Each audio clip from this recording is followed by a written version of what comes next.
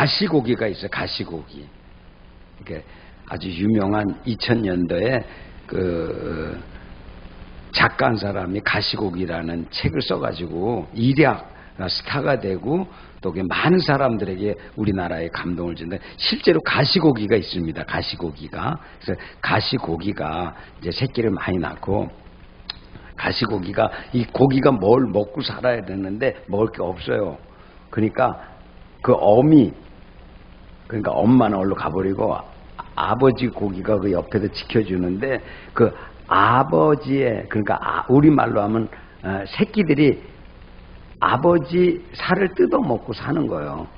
그게 실제입니다. 고기 있어요. 그게 가시고기예요. 가시고기라는 희한해. 자기를 길러주는데 이게 자라면서 먹을 게 없으니까 아버지의 살을 먹고 자라나는 거예요. 그게 가시고기예요. 그래 소설로 거기에 있는 것들을 비유로 해가지고 이제 인생의 드라마를 그 자식을 위해서 모든 걸 아낌없이 내어주는 그거를 그 소설을 써가지고 굉장히 우리나라에 많은 부성이라 그러죠. 부성. 모성이 아니라 부성을 써서 많은 걸 나타냈어요. 근데 오늘 말씀을 듣면서 저는 제목을 한번 따라합시다. 아버지의 눈물. 이게 부성의 부성. 이거를 지금 저 결론적으로 제가 말씀을 먼저 드리면 좀 그렇지만은 아버지의 눈물입니다. 하나님의 눈물입니다.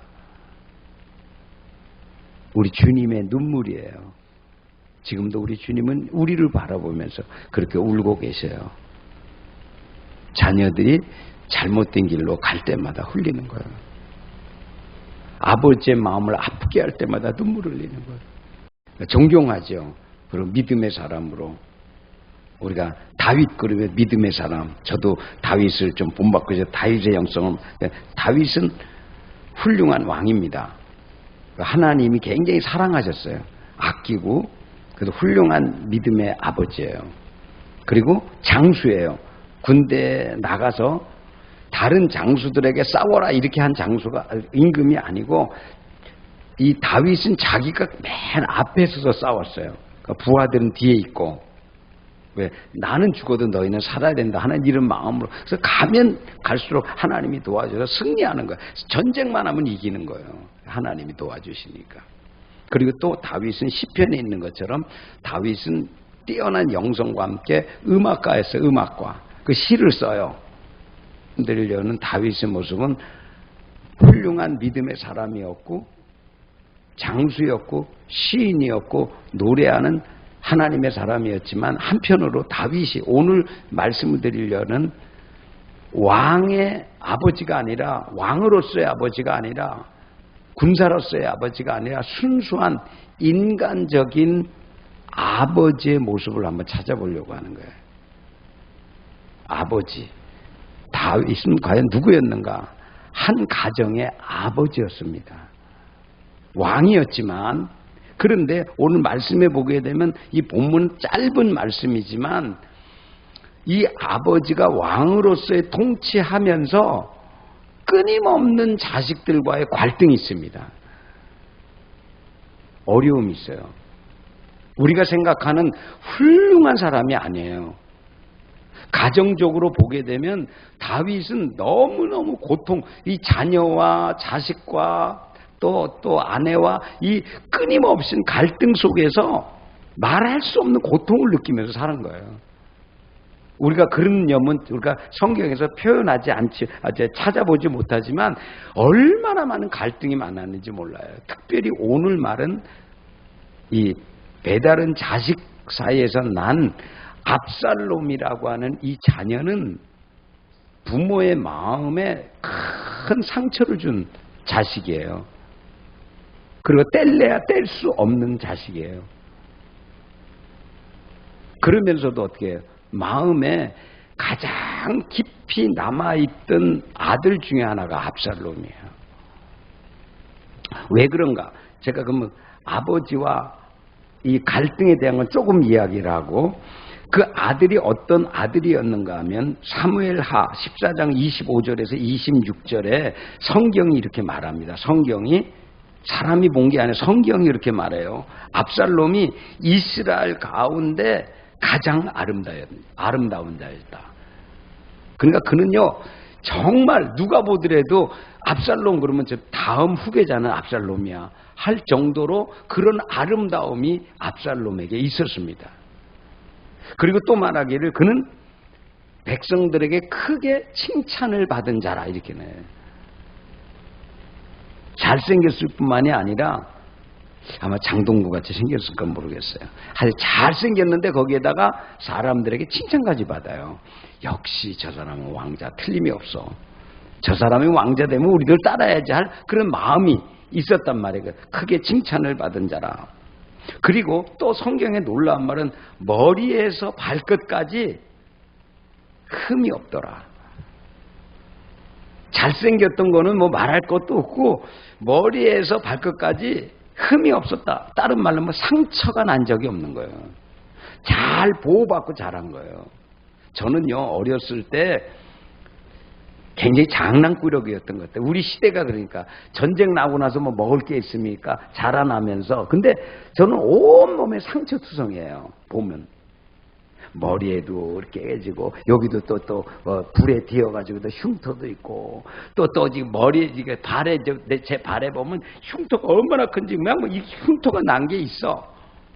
왜 그러냐면 그 어린 시절에 우리는 막 개구장이고 막 산에도 가고 막 넘어지면 깨지고 뭐 어디가 다 근데 그때 약도 없었어요. 그 당시에는 뭐냐 그냥 이면 그냥 괜찮다 아까짓기 뭐라 그러죠? 그 빨간 약을 아까진기라 그러죠. 그 아까진기 그거 바르면 끝이야. 그 머리 가다가 놀다가 머리 탁 터지면 된장 있죠. 된장 갖다가 탁 얹어주고 괜찮아 그거 끝이야. 뭐 병원도 없고 뭐 그러면서 했단 말이에요. 그 얼마나 흠이 많아요. 이 몸이 작지만은 제 몸에는 온통 흉투성이야. 이게 가만 봐 여기도 형들이. 그런데 오늘 이 압살롬이라는 아들은 머리에서 발끝까지 흉터 하나가 없다는 거예요. 너무나 깨끗하게 자란 거예요. 얼마나 귀합니까? 보기도 다 이런 아들이란 말이에요. 그러면 아버지가 이 백성들이 볼 때도 그렇지만 아버지가 아들을 볼 때 얼마나 대견스럽겠습니까? 야, 우리 아들 진짜 멋있다. 잘생겼다. 앞으로 다음에 왕이 만약에 세운다 그러면 내 다음에 왕이 돼. 이렇게 말하지 생각하지 않겠어요?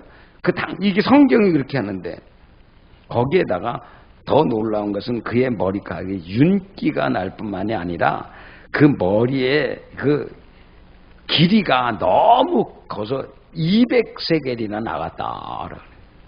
그 말을 우리가 이제 이걸 200세겔이라는 것은 머리카락의 무게가 5kg이 나간 거예요.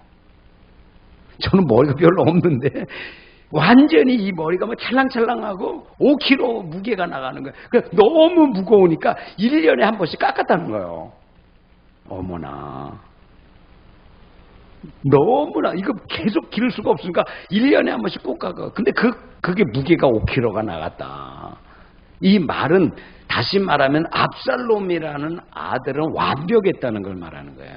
누가 보기에도 정말 왕자 되기에 흠이 없겠다. 아버지도 그렇겠죠. 혹시라도 내가 왕이 물러간다면 이런 아들이야 정말 왕이 되면 좋겠지 하는 생각을 안 가졌겠어요. 다른 사람도 다 그렇게 생각하는데 그런데 어느 날 이 성경에 있는 말씀 우리는 한 절만 봤지만 사무엘하 11장부터 보게 되면 아버지와 아들 사이에 왜 벌어지게 됐는가 하는 그 내용이 있어요. 그러니까 성경은 그냥 여기만 보면 안 되고 성경을 전체적으로 봐야 돼요. 어떤 사건이 있었어요. 이 압살롬하고 암논이라고 하는 배다른 형제가 있었어요. 배다르다 좀 뭐 그러니까 그냥 엄마가 다르다는 얘기죠. 배다른 형제가 있었어요. 그런데 어느 날 압살롬의 여동생이죠. 누이 동생이 잘생겼다고 또 성경에 나와요. 너무 이쁘다고.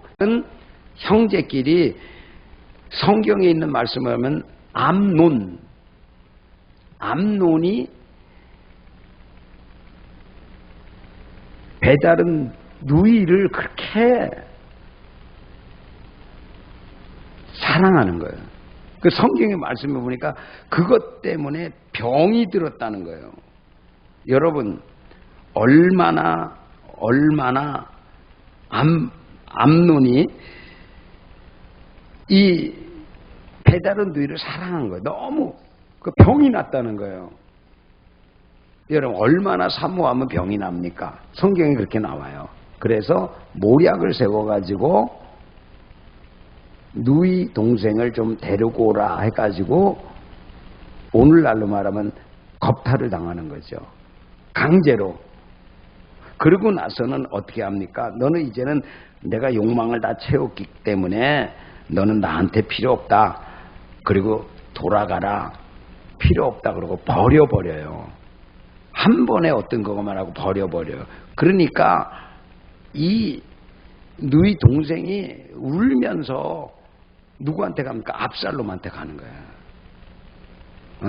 암논이 나를 갖다 이렇게 하고 나서 정욕을 채운 후에 나를 헌신짝 버리듯이 거기에 있게도 안 하고 나를 버려버려서 내가 갈 곳도 없고 그랬더니 압살롬이 그 사랑하는 누이 동생이 그렇게 되니까 마음에 원한을 품은 거예요. 그러면서 누이한테 말해요. 동생은 지금 오빠니까 그렇게 했는데 이거 말하게 되면 수치스러운 일이고 이렇게 하니까 말하지 말라. 그러고 그러다 잠겨드는 거예요. 근데 이것이 누구한테 알려지냐면 이 사건이 아버지한테 들어가게 되는 거예요. 누구한테 들어갔다고요?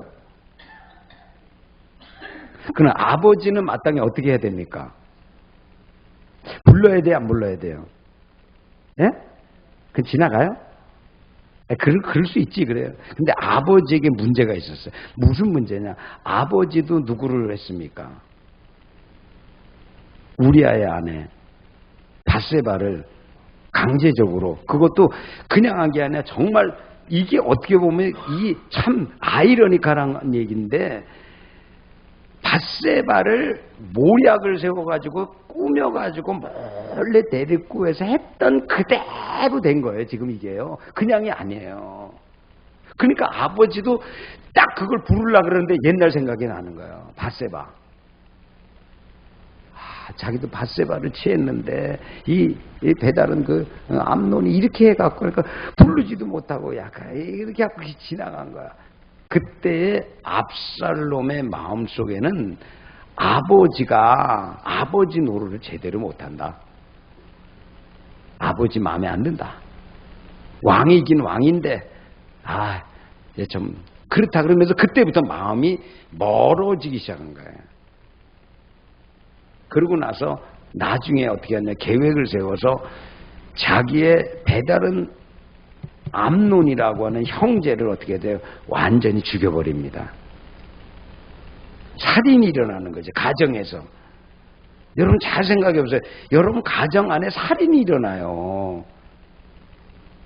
그 얼마나 아버지로서 말할 수 없는 그러니까 이렇게 살인하고 나서 그 소리가 또 아버지께 또 들어가는 거야. 다윗한테. 그러니까 다윗이 말할 수 없는 거라. 이거 뭐 그러니까 여기서 아버지 앞에 만약에 잡히게 되면 죽는단 말이에요.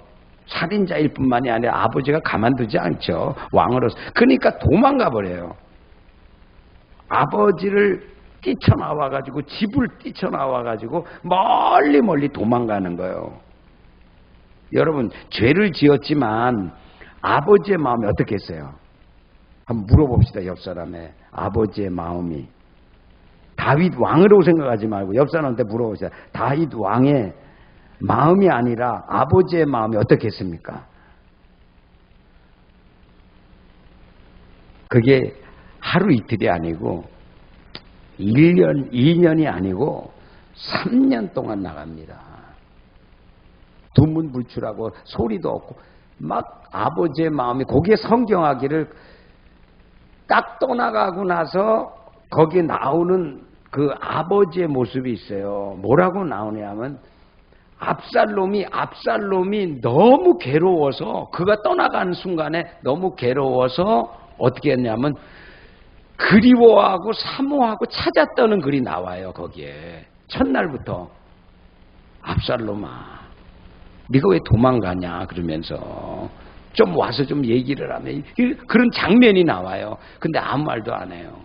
그 다음에 또 아버지가 3년 동안 찾지를 않아요. 3년이 지난 후에 3년이 지나서 데려왔어요. 그러면 그때의 아버지가 좀 잘했으면 하는 마음이 성경을 읽다가도 들어요. 왜냐하면 아버지가 돌아왔으면 그 아들을 껴안고 뭐 어떻게 살았냐, 무슨 생각을 했냐, 그때 너 아팠겠구나 그러고 끌어안았으면 거기에서 뭐가 있었을 텐데, 다윗은 도리어 온 아들을 갖다가 내 앞에 다시는 나타나지 못하게 내쳐버린 거예요. 여러분, 아버지의 마음이라는 게 굉장히 중요해요. 압살롬의 마음이 어떻겠어요? 그렇지 않아도 3년 동안 아버지 보기 싫어서 왕으로 인정하지 않고 아버지로 인정하고 나갔는데, 여기서 3년 동안 있다 왔는데 아예 내 눈앞에는 절대로 나오지 못하게 하고 딱 막아버렸으니 압살롬의 마음이 얼마나 크겠어요. 이글이글 끓는 거예요. 그래, 아버지가 나를 안 받아들이는구나. 나는 아버지 자녀가 아니구나. 그러고 나서부터 생각한 것이, 내가 있는 한 아버지가 있어서는 안 된다. 아버지를 없애든지 아버지를 쫓아내든지 왕이 찬탈하든지 그래야만 내가 살아. 이걸 꿈꾸기 시작한 거야 그때. 이것이 아버지와 아들의 갈등인 것이 보이지 않는. 그러나 여전히 아버지의 마음속에는 잃어버린 아들처럼 이 압살롬에 대한 생각이 끊임없이 가지는 거예요. 그 다음 장면으로 넘어가게 되면 아들이 반란을 일으킵니다. 성경을 쭉 읽어보다 보게 되면 이 아들이 아까 말한 대로 얼굴만 잘생긴 것만 아니고 또 지식도 있고 지혜도 있기 때문에 어떻게 하면 왕위를 찬탈할 수 있을까를 1년 두면서 쭉 계획을 해요. 그래서 어느 때가 되니까 모든 사람들을 헤브론이라는 곳에 사람들을 많이 와서 지략가라든지 전략가라든지 높은 지위에 있는 사람들을 다 헤브론에 모아가지고, 왕은 이렇게 잘못됐고 저렇게 잘못됐고 이런 식으로 나가기 때문에 이제는 더 이상 우리 왕을 따라서는 안 된다. 다윗왕 짜다가면 안 된다. 그리고 이제는 그 왕은 내가 해야 된다. 압살롬 내가 해야 된다. 심지어는 유다 지파까지 끌어들입니다.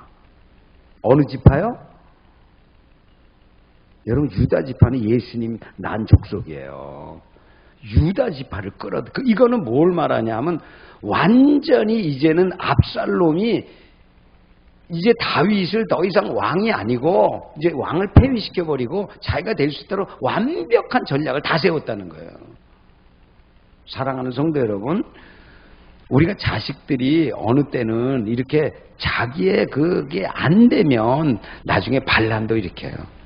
싸우기도 해요. 그래서 가정 안에 싸움이 많이 일어나는 그 배경을 나중에 보게 되면 어떤 한편이 아닌 것이에요. 서로가 아버지와 자녀 사이에 갈등이 일어나는 것은 한편만이 아니에요.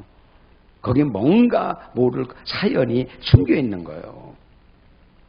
그래서 반란을 일으켜서 그때 갑자기 모든 걸 다 해놓고 어떻게 합니까? 가자, 진격하자. 그래서 아무도 모르게 해갖고 갑자기 진격했을 때 다윗 아버지가 다 왕이죠. 깜짝 놀래갖고 신하가, 왕이요, 지금 여기 있다가는 우리 다 죽습니다. 한 사람도 못 살아납니다. 빨리 도망갑시다. 그래서 그날 밤에 급히 도망간 거예요.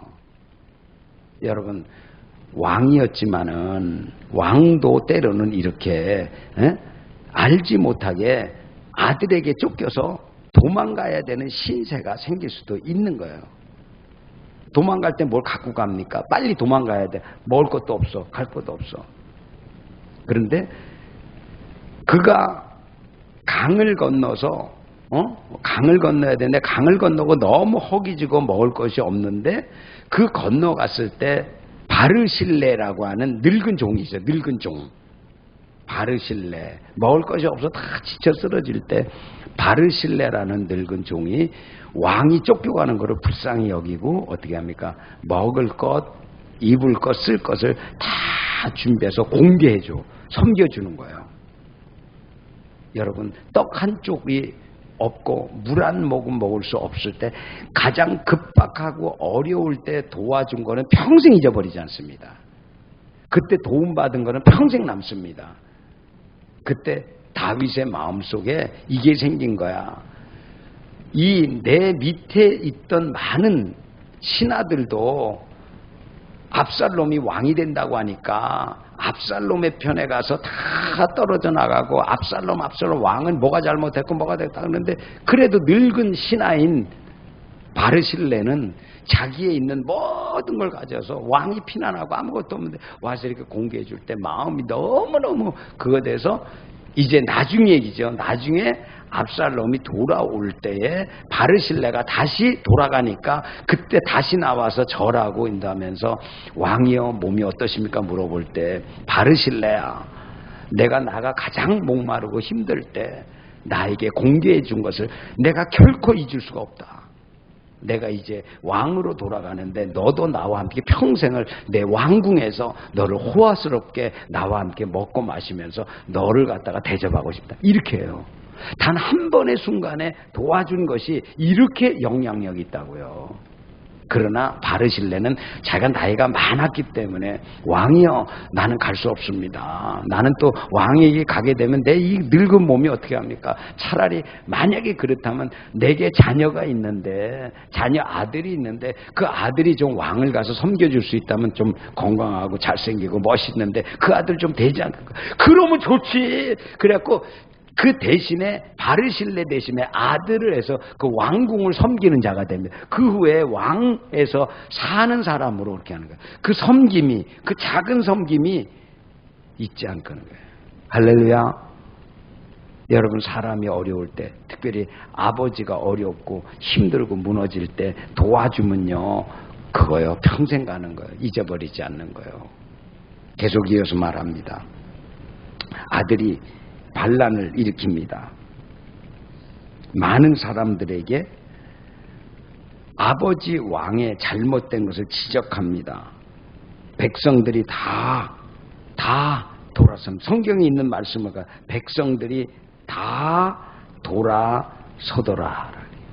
돌아섰더라. 많은 사람들이. 그런데 성경 읽으면 여러분 꼭 조심해야 될 것은, 성경은 그렇게 기록되어 있지만 그 이면을 보게 되면 정상적으로 백성들이 압살롬의 마음으로 넘어간 게 아니라 거짓말하고 다윗의 나쁜 부정적인 걸 자꾸 얘기하고, 그래서 하나님이 다윗을 영원히 세운 것을 잊어버리고 언약을 잊어버리고 잠시 선전선동하는 것에 속아서 압살롬의 마음을 빼앗긴 거예요. 기억하시기 바랍니다. 여러분, 어떤 사람이 나와서 잘못됐다고 막 말하면서 선전선동할 때 하나님의 뜻이 어디 있는가를 생각해야 합니다. 하나님의 마음이 어디 있는가를 생각해야 돼요. 그러지 못하면 잘못된 선거예요. 여러분, 히틀러가 있을 때 그때 괴벨스라고 하는 사람이 있어요. 히틀러를 도와서 하는 선전 부장이 있었어요. 그 괴벨스가 그럽니다. 히틀러가 딱 나왔을 때, 각하 저한테 10분만 딱 세워주면 제가 백성들 전부를, 우리 독일 사람 전부를 내가 가짜라도 거짓말이라도 내가 진짜로 만들 수 있습니다. 저를 5분만 세워주세요. 근데 세워줬어요. 히틀러. 그래, 그럼 네가 한번 선전해봐라. 딱 그 독일 그 많은 사람들에게 가서, 여러분, 우리 독일은 이 민족 중에서 게르만 민족이 가장 뛰어난 민족입니다. 우리 게르만 민족이 이 세상에서 뛰어난 민족이 되려면 이 하찮은 민족들은 완전히 없애버려야 됩니다. 그건 동물보다도 못한 존재를 취급해야 됩니다. 그런 존재가 하나 있습니다. 그 히틀러가 말하면서 그 누구냐? 그거 바로 유대인입니다. 유대인은 개토, 언제나 머리도 기르고 시험도 하고 사람들하고 섬기지도 못하고 자기 나라밖에 모르고 자기 유대인 이것들은 이 땅에 있어서는 안 됩니다. 이거 다 죽여버려야 됩니다. 그리고 선전성동한 거예요. 근데 그게 그대로 했어요. 그러면 게르만 민족을 어떻게 해야 되냐? 게르만 민족의 우월성을 내서 게르만족이 이런 거라는 것을 키도 재고, 내가 25시에 나오는 것처럼 얼굴 키 다 재고, 아주 이런 사람들이 이 땅을 지배해야만 온 세상이 아름답게 됩니다. 600만 이게 다 없애버려. 이렇게 해서 그 모든 독일 사람들이 박수를 치고 유대인 죽이는데 하나가 된 거예요. 역사가 지나서 밝혀졌죠. 사람이 죽이는 거는 그거는 극악무도한 거예요. 하나님의 뜻에 반역이 되는 거예요. 종교가 다를지라도 죽이면 안 되는 거예요, 사람을. 그 하나님이 인간, 그게 어떻게 선전선동이라는 거예요. 여러분 보세요. 저 북한을 보세요. 무조건 반대하면 다 죽입니다. 살아남지 못해요. 말 잘못하면 다 죽습니다. 왜? 이게 선전선동이에요. 무서운 거예요, 선전선동이. 그렇기 때문에 압살롬이 이렇게 오랜 기간을 통해서 선전선동하면서 아버지는 나쁜 사람이고 잘못됐고 자기에게 뭐도 안 해줬고 뭐도 안 해줬고 그 이런 아버지는 섬길 필요가 없고 왕이 안 된다 그래서 그 사람들의 백성들의 마음을 다 자기애로 끌어들여온 거예요. 옳은 것이 아닌 것이에요. 그리고 여러분 잘 보세요. 왕이 되려면, 이스라엘의 왕이 되려면 하나님의 허락을 받아야 되고 특별히 제사장에서 기름 부음을 받아야 왕이 되는 거예요. 근데 어떻게 해요? 내가 왕이다. 나 잘생겼다. 내가 지식 있다. 사람들이 다 내게 온다. 나 왕이다. 하나님이 허락하지 않는 거예요. 하나님이 허락하지 않는 일을 만든 거예요. 이것이 반란이라는 거예요. 얼마나 용이 주도하겠습니까? 그리고 이제 도망가면서 아버지가 눈물을 많이 흘려요. 그러면서 다시 그 장군들에게 얘기를 하죠. 너희가 힘을 많이 잃었지만 다시 하나님이 너에게 힘을 주어서 돌아갈 수 있도록 할 것이니까 정비하고 준비하고 다시 전쟁터로 나가라. 격려해주고. 그러니까 그들이 다시 힘을 내가지고 전쟁터에 나가가지고 계속 승리하는 거예요. 하나님이 도우셨겠죠. 다시. 그러니까 이제 그때에 압살롬이 도망가는 거예요. 이 장면이 있는 말씀에도 나오고, 바로 우리가 읽은 그 말씀에도 사무엘하 18장에 나오는 거예요. 도망가요. 막 도망가다가 나귀를 타고 막 너무 급하니까 도망가다가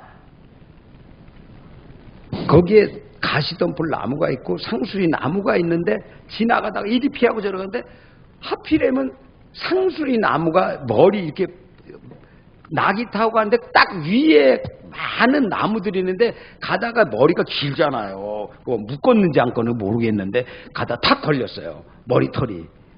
그 아름다운 머리.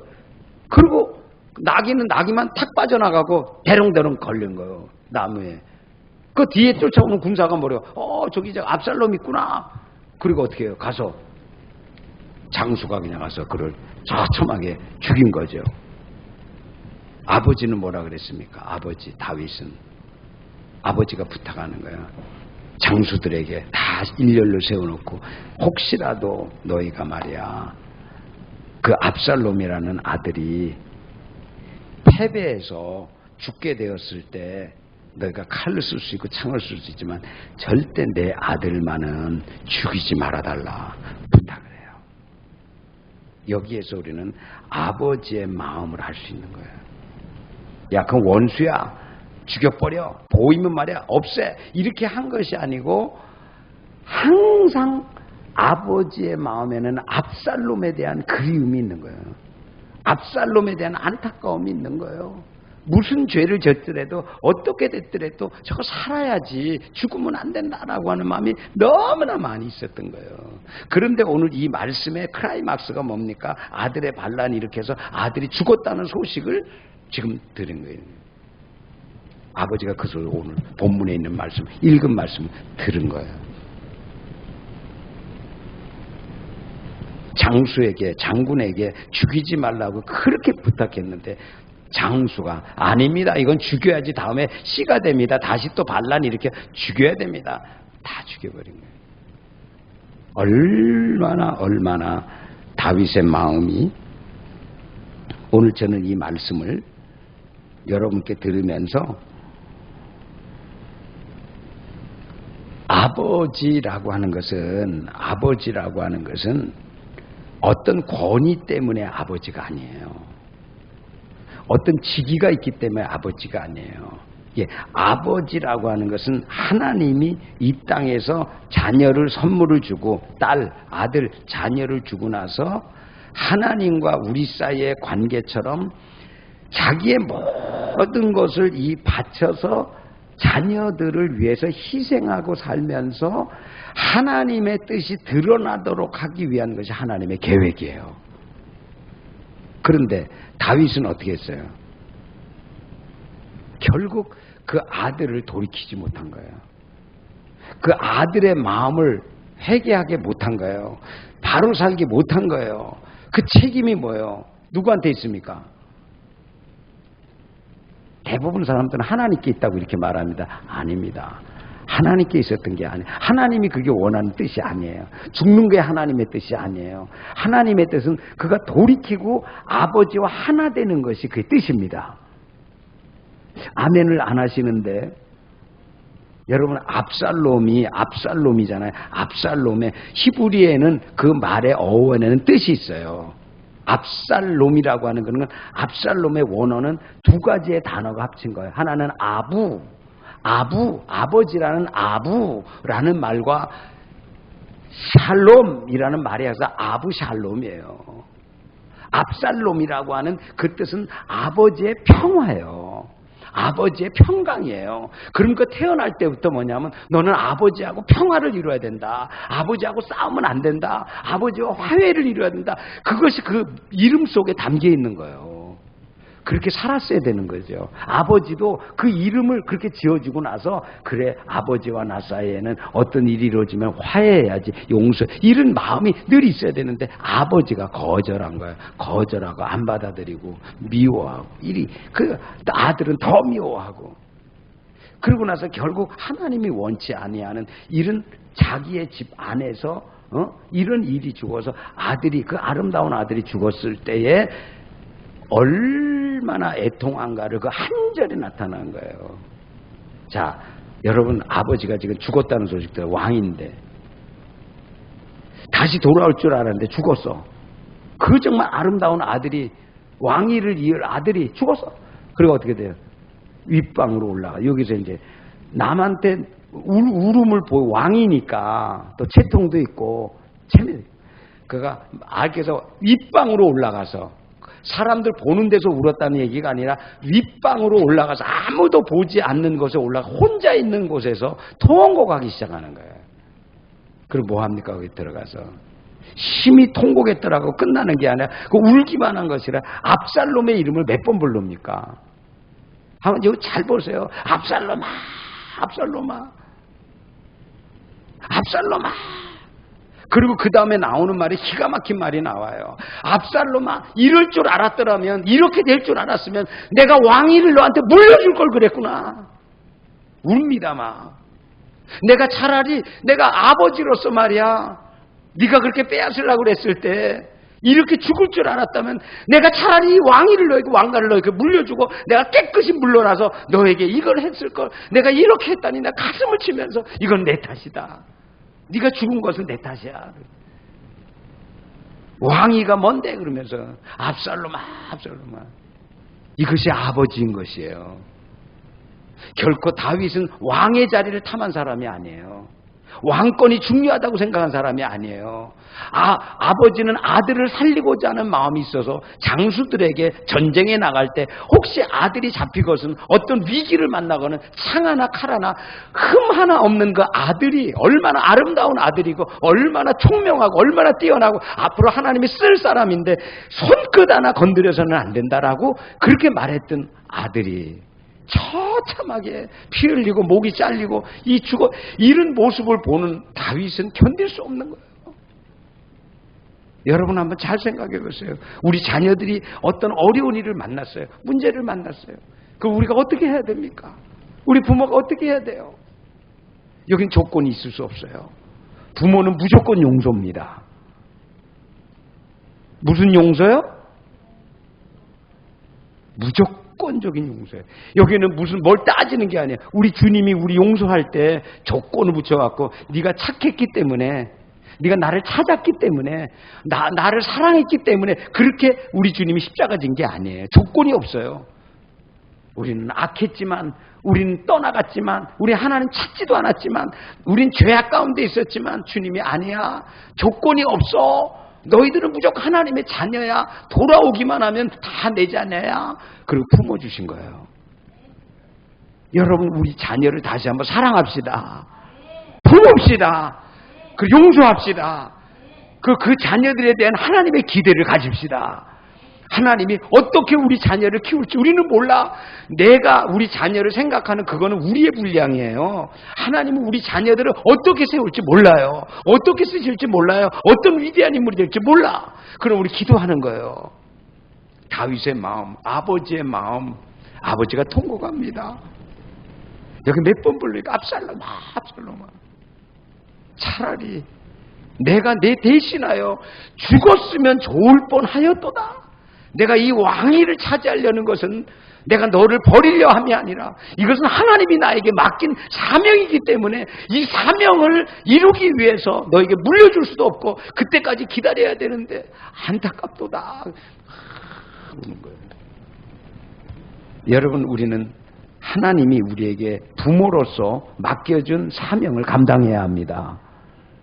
아무리 힘들고 어려워도 자녀가 허물되었을 때, 그러면 이렇게 말합니다. 성경에서 오후에 말할 말을 한마디 하면 너희는 자녀를 상처나는 말이나 어떤 행동을 통해서 자녀의 마음을 아프게 하지 말라 그래요. 성경에 아비들아 너희는 자녀들에게 상처나 아픔의 말을 주어서 그 아들이 한맺히게 하지 말아라. 그러면 반드시 돌아오게 된다는 말을 말하면서 그들을 감싸주고 품어주고 용서해주면 나중에 그들이 돌아와서 부모님 앞에 언젠가는 그 말 할 때가 있다는 거예요. 다시 한번 여러분 이 말씀을 들으면서 부모의 마음, 이것이 아버지의 마음인데 하나님의 마음인데 우리 부모로서 우리 자녀와 부모의 관계 가운데 어그러진 관계가 아니라 깨어진 관계가 아니라 회복의 관계 그리고 축복의 관계로 돌아오도록 5월 한 달 동안 우리 다시 한번 우리 자녀를 바라보면서 부모님들 자녀가 우리 부모를 찾아올 때 오늘 이 사건을 돌아보면서 혹시라도 부모가 잘못한 일이 있다면 내가 이렇게 잘못했다, 이렇게 잘못 판단했다, 이렇게 생각했다 그러고 화해를 이루어내고 우리 가정이 회복되고 아름다워지는 그런 역사가 5월에 일어나기를 간절히 축원합니다.